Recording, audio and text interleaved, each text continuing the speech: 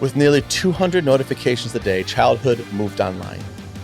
Today, we talk about technology's impact on our children, technology boundaries, phone parking, and how we can win their attention back. This is Raising Rebels. I'm Joel, here alongside. I'm Tech. Man, we get the opportunity to impact lives, impact families, impact men. I'm excited for today's episode. Yeah.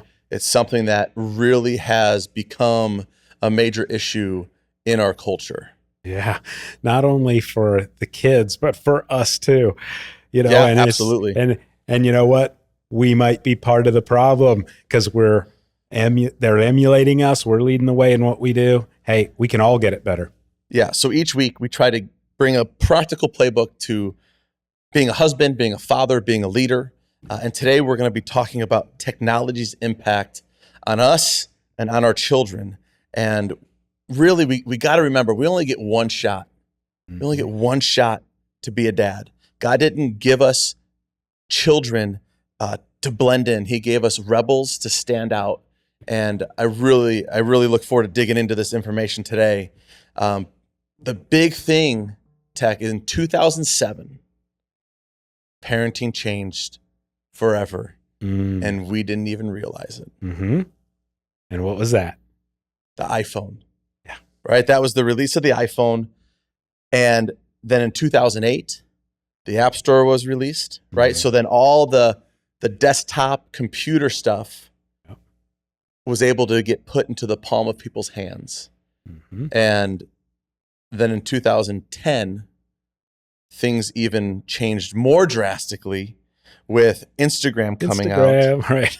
2011, Snapchat. Yeah. And then 2016, TikTok. Yep. TikTok was renamed in 2018. 2016, it came out as, I think, like Musically. And everything changed. Yeah. But we didn't know any better as a society. So this episode is not created to blame or put guilt on anybody. Right. But really just to bring back the awareness of the impact that this has had, not only on us as fathers, but on our children as well. That's right. Yeah, and when you look at the statistics that get into this is what we got to start with. We got to kind of wake everybody up to what's really going on. Why is this a problem? So we want to cover that, but we also want to give those tangible solutions that are going to help when you're a parent, you're faced with and confronted with technology uses, technology desires, technology abuses. All of those things are part of this, but we got to dig into the stats first and understand what this is that we're really looking at. Yeah, so for the first part of today, I really want to focus on a couple of resources that really lay out a good idea of what exactly has happened. Yeah. And so the first bit of research we're going to refer to is 2017 research done by Dr. Jean Twenge. I think that's how you say it. I don't know. Sorry. Which was updated into 2023 with her book that had very similar findings. And this research, I think they covered or surveyed or tracked over 500,000 8th graders through 12th graders and followed them. I think they started the research in 2010, and then at 2017, they came out with what they'd found over those 7 years. And this was published in The Atlantic, and it was titled, "Have Smartphones Destroyed a Generation?" Yeah. So I want to go through some of the statistics and some of the things that was found in this research. And I want to start out with social media and depression connection.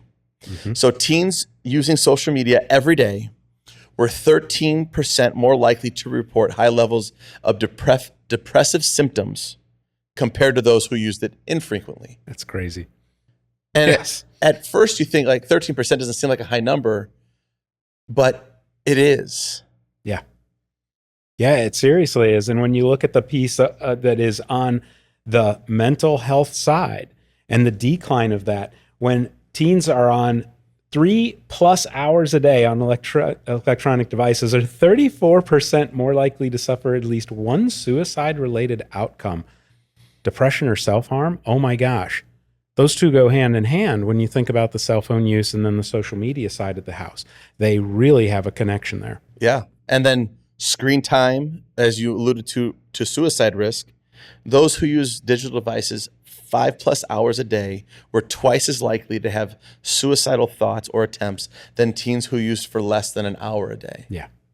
That's scary. Yeah. And again, this part is just to really show the gravity of how powerful this tool that has the ability to do amazing things, but also has the ability to destroy sleep disruption as well, was found in this study. Yeah. Teens using screens before bed got less than 7 hours of sleep, leading to 57% higher odds of depressive symptoms. Yeah. Teens need roughly between 9 and 12 hours of sleep a night. Yeah. Their body's growing. The brain is literally wiring during those sleep hours. And when you hack that, everything goes into decline. Yeah. I work with athletes a lot, and the magic number that I tell athletes to strive for is 9 hours and 15 minutes. That allows them to get, and that's uninterrupted sleep, which is hard to do if you're watching screens before, because people tend to wake up when they're doing that. But uninterrupted sleep, because that allows you to get through at least 4 full REM cycles. That allows everything to kind of really take advantage of that. And I can do a whole episode on sleep. Yeah. I love talking about sleep, but we're not going to do that. We're going to stick to technology and our children. Decline face-to-face interactions. Yeah. Right. From 2012 to 2017, there was a 40% drop in teens getting together with friends daily. Loneliness increased during that same period of time. Mm-hmm. Yep. And you wonder why depression is up and suicidal thoughts and tendencies are up. Without that connection, without that real interaction with people, the loneliness sets in. And that is absolutely something that we can see, especially in our school systems and anything with kids where there are lots of kids present. It's extremely different to watch kids at a table and they're all on their phones and they're not even talking across the table to each other. That's a pretty sobering thing that's going on. Yeah. Yeah. Talking about the depression and anxiety again, the study showed that between 2011 and 2015, which again is right as Instagram, Snapchat, and these other apps are coming out, the rate of depression in teens increased by 33%, and suicide rates among girls increased by 65%. That's huge. Dads, if this stuff isn't starting to get you to think about how you are intentionally stewarding technology in your family, I'm not sure there will be anything else you can listen to that would get you to really kind of start to evaluate and assess how your family is using technology. Yeah, it's huge. And, we kind of seamlessly went into it, just like you were saying before, right? So at the same time that it came out and it was available to our kids, it was with us. And so if we're looking at Gen X and millennials and things like that, we did driving, we did dating, we did all of those things earlier. That is actually now being delayed. And there's a pointing towards that it is the cell phone relationship and the social media relationship. And that this is huge, that dating, driving, getting a job, all of that is suppressed now with the younger kids that in the Gen X and millennials, it wasn't the same. Right. Interesting. Yes. And so that's that 2017 study. I also I have referenced this a couple of times on the podcast, but there's a reason for that, right? When you're in school, your teacher, when they say things multiple times, like, I might want to write that down. That might be on the test. Yeah. Same thing here. This resource, I think, is that valuable. And that's Phil Hyatt's The Anxious Generation. Yeah. That book is chocked full of research that he did all the work. We just got to read it. He went out and found everything. We just got to read it on what is happening with our kids and these smartphones. And in his book, he talks about how face-to-face time with friends fell from 122 minutes a day to 67 minutes a day in 2019. 5 to 12% of girls diagnosed with problematic social media use, similar percentage of boys with video game addiction. The average teen roughly receives about 192 200 notifications daily.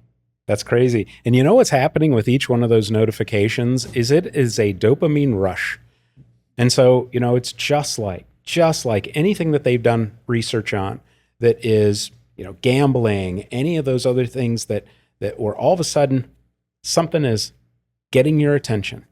It could be good or it could be bad, but these notifications are actually a major thing. And I look forward to talking about that more because they're major. Yeah, they are major. And there was a school study done. It was informal. It wasn't anything published like in major research, but there was a teacher who had her class turn all their phone sounds up, all their notifications that they normally have on, and put them up on the board. And the dinging that happened constantly throughout the class period, they marked down every time someone got a ding, and it was nonstop. And, you know, that impacts our kids' school. Yeah. Right. Because their brains cannot be in two places at once. Yeah. Right. We can't, as humans, we can't multitask. We can go back and forth between things, you know, very fast, but we cannot multitask. And one of the things I always did with my students when I was in the classroom to prove that was I'd have them thumb war with one hand and play rocks, paper, scissors with the other at the same time. And it was a mess. Because the brain can't comprehend doing two things at once. And so when our kids are being pinged in class, man, their brains are taken away from what the teacher was saying, away from the content that they're trying to learn to do well. Mm-hmm. And they're creating gaps in their learning because their mind goes to the phone. Who's dinging me? Is that so-and-so responding to the text that I sent yesterday? Is that, you know, my girlfriend? Is that my mom? Right before, when cell phones came out, I used to think, you know, the kid, oh, it's my mom texting me. And a lot of times it wasn't. But now it is. It's a parent that's texting them during the day. And it's like, God, like we got to understand the gaps that we're creating in our kids.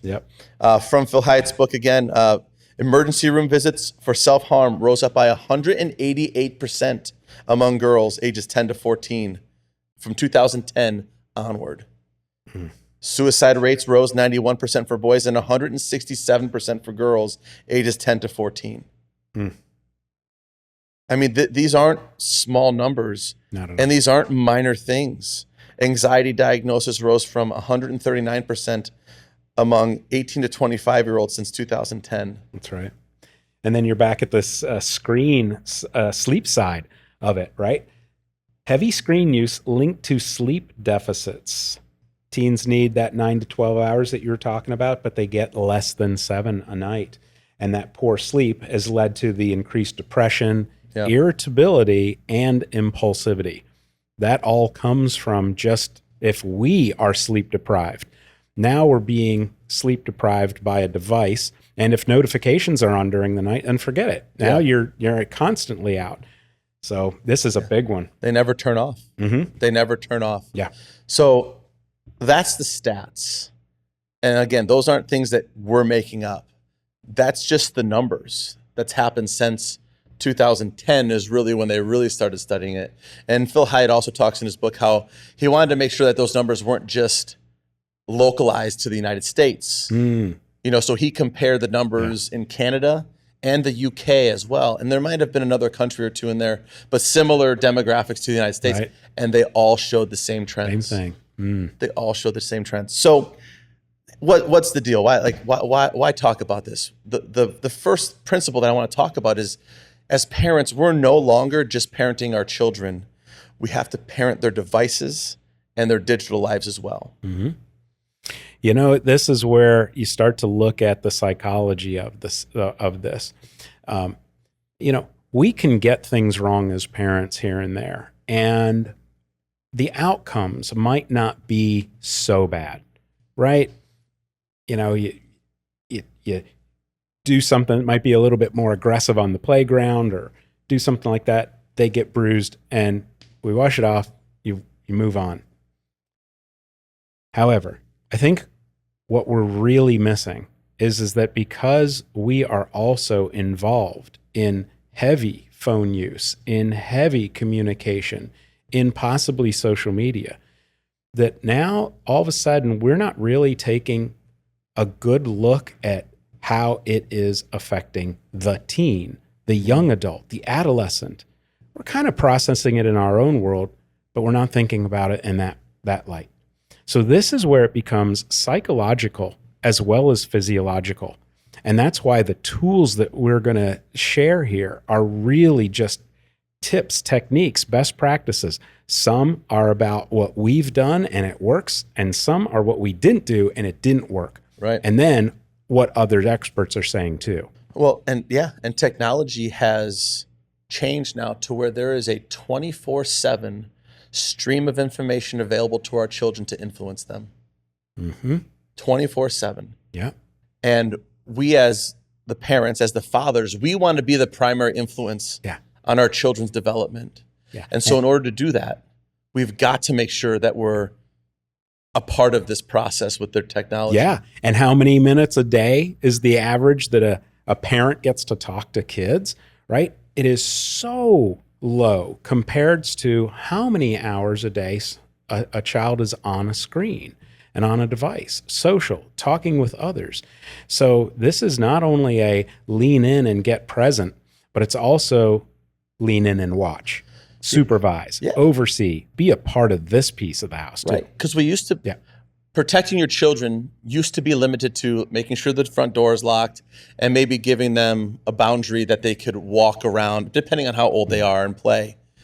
I know a lot of parents that, I would never let my kid just wander the neighborhood or wander, this area without at least me knowing something about what they're doing, without checking in, all that kind of stuff. Yep. But yet parents will let their kids wander the web for hours. That's right. And maybe they're not even letting them, but they're trying to get there for hours unsupervised. Yeah. And I've said this before too, and it's super important concept to know. When you give your kids access to the internet, you're not giving them access to the world, you're giving the world access to them. And it's important that that is repeated and that is a part of our thought process as we're navigating this as parents. Yeah. As a dad, we're a protector. And so we think of what protection looks like in a variety of ways. And this one is definitely a gap. This one is one that most parents are just kind of not getting. And I think a lot of it also has to do with the age gap and the difference in technology. So look at me, I'm an old fart. So it's hard to sit and kind of grasp certain technologies, right? We make fun of the grandparent that can't do their VCR. Well, look, this is the speed. There might be some people on here that don't know what a VCR is. Yeah, right, what a VCR is. Yeah, true. So you look at like the speed that technology is advancing and the variety of apps that are coming out. Like there's a new app just every week and I go, what's the name of that? What's going on? So to stay ahead of it, I think a lot of times parents get intimidated by the technology side of the house. And because they can't keep up, they just do the ostrich, head in the sand, and hope it all goes well. That ain't going to work. Right. It's not going to work. So what do we do? Right. So I think the first thing that we have to do as parents is lead digital lives ourselves worth mirroring. Mm-hmm. We have to be the example. Yeah. And again, we don't have to be perfect, but we need to be aware and we need to be intentional. So one of the habits that I have found myself doing is pulling my phone out when it's on my person, when it's in my pocket. Mm-hmm. I'll pull it out and I'll check. And I noticed that it becoming more constant. So one of the things that I've done is I take my phone when I go home and I put it in my bedroom on a table. That way, if I want to access it, I actually have to make the effort to walk from wherever I'm at to that place. It's not as readily accessible to my in my pocket. Because I noticed, like, even when I was around my kids, we'd be playing and I would just pull it out. And sometimes I would pull it out and what did I pull this out to check? Yeah. It was just this habit that had been ingrained into my central nervous system. And, I pull it out and I pull up my email. I'm like, I just checked my email 3 minutes ago. I don't need to check it now. So I started to really thinking, how can I separate myself from this intentionally in the house to be more present with my wife and with my kids. Yeah. But we need to live lives worth modeling, digital lives worth modeling, so that our children don't grow up and say, oh, well, yeah, my parents had their nose in their phone all the time, or yeah, my dad always had his phone out at dinner time, and things like that. We want to make sure that we're aware of our digital issues as well. Exactly. And communication is part of that, setting the stage of boundaries and just being open, I think, is huge. My big success and my win was, I've got my phone, it's got the notifications, it's right here on my watch too. So my phone's over here. I just got a notification on my watch. Now I interrupt discussion, speech, whatever, to look at my watch. Oh, come on now. So by really taking control of those notifications, what I try to do is do it during those business hours. I throw in the do not disturbs and, of course, the night shift and everything like that. And we can get around the technology that if you still want to be connected or contacted by somebody kind of an emergency at night or after hours, there's ways to do that. You can program the app settings for that and your notification settings for that. That works. But you know what that did? It prevented me from being distracted in the moment. So we're talking at the dinner table. Oh, I don't have my phone with me, but I just got a notification. And I'm burning to see what that notification was. Yeah. Because I've got something going on at work right now. That kind of thing. Is it something from work? And then in the fairness side of the house, hey, look, there are times we might need to be on call. Our jobs say that in some professions, of course. And so it's only fair to be telling the people that you love and you're around, hey, look, I'm on call and I just need to check. That's a healthy way to do it. Otherwise, people just think that's you and that's the way you do it. And you don't want your family or others thinking that that's how you operate, that this device is more important than that conversation happening right now. Yeah, absolutely. So some of the things that we can do, right? We talked about getting control of the notifications. We talked about putting your device somewhere else, but essentially coming up with a plan as a family. Yeah. Right. Hey, this is where all of our phones are going to be at night. Mom's and mine too, or mine too, and invite them into that process. Yeah. I think that's an important proposition to make and a plan to make with your family. Yeah. Talk early and talk often about it. My kids are 11, 9, and 7. Yep. Right. And so even already we're having conversations with them about, hey, this is why we don't do this. I know so-and-so might have one. That's a decision that their family has made, but we're going to proceed with this, and here is why. Yeah. Yeah. And to also say the healthy and the negative things too when you have those discussions. When it comes time to making boundaries in a household, you really want to get the buy-in that comes with that, because otherwise it's going to be, oh, that's dad's rule. And if it's dad's rule, but there's no explanation behind it, I don't think that's growth or development oriented. And that was something that, when I was a kid, my mom went, because I told you so. I'd say, why can't I do that? Because I told you so. I didn't learn from that.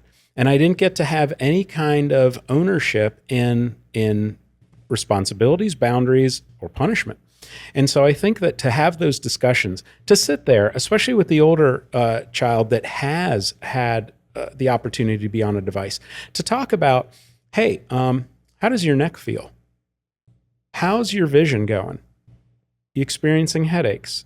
How do you feel after you have been cycling through TikTok for hours? What does that actually make you feel? Talk about in bed. Do you feel stimulated to the point where you can't fall asleep? And when you have these discussions, the answers are yes, that these are physiological problems that happen. And so if we can gently point that out and say, see, so it's really not healthy for you, it's not healthy for us.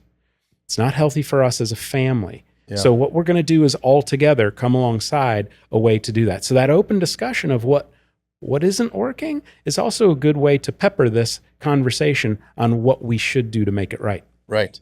So I want to recap really quick some of the playbook stuff that we just talked about. Yeah. Right. So we've got creating a family technology plan, a phone parking system, modeling for our kids, setting timers on things, turning off notifications, Mm-hmm. setting the do not disturb Yep. when appropriate. Yep. And the last thing that I want to say is we have to stay vigilant. We cannot just set things and just say, Yeah. it's done. Because as much as we love our children, this is pulling at them.